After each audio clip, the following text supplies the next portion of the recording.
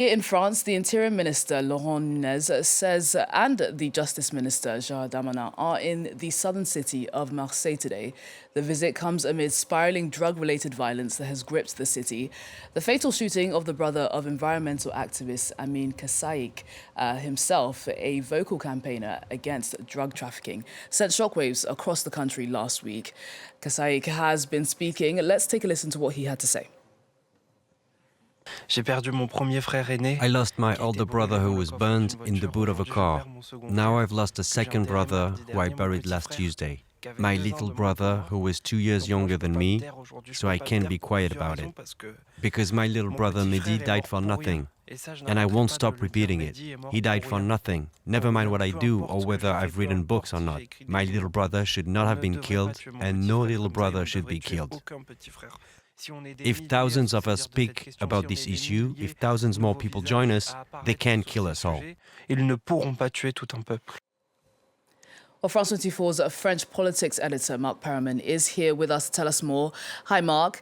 So, as I was mentioning there, these recent deaths have very much caused shockwaves across the country, and it's, of course, a cause of concern for authorities, isn't it? Yes, especially this gruesome crime, because, yes, there have been several instances where there have been deaths directly linked to narco-trafficking. But there you have this case of an activist whose smaller brother was killed because he is the brother of the activist.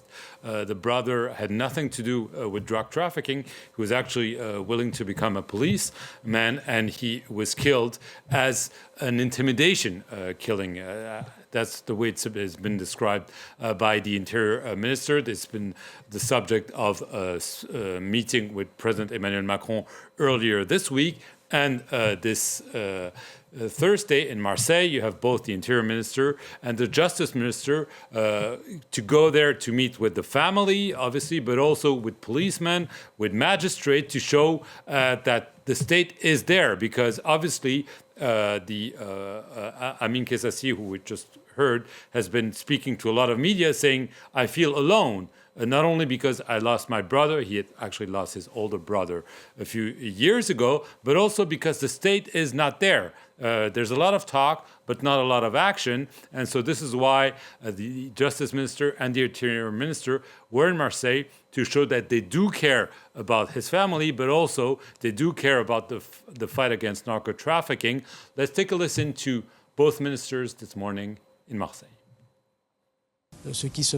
What is happening with the DZ mafia affects at least 10 other departments, especially in the south of France. I hope that the law on drug trafficking that we just comfortably passed in the National Assembly and in the Senate will allow us to respond to a threat that kills many people and is at least equivalent to terrorism in France. We must therefore change gear, which is what we wanted to do with this drug trafficking law, and what we must now implement with the magistrates and investigative services. There are a number of businesses that may be involved in money laundering. Since the drug trafficking law was passed, prefects can now close them down. Here in Marseille and across the country, this is what we're doing and what we will continue to do. Settling of scores and high-level trafficking have decreased, and we are continuing to dismantle networks. Here in Marseille, there were 160 dealing spots in 2021. Now there are only 80. It is a constant battle, and we are determined to fight it. Well, Marc, the government clearly wants to make the fight against narco-traffic a national cause like they did against terrorism. Yes, you heard the Justice Minister saying, the threat was as important as terrorism. And so in addition to the visit, first of all, the president is scheduled also to go to Marseille soon in the coming days, just as a way to show how much the executive cares about this issue.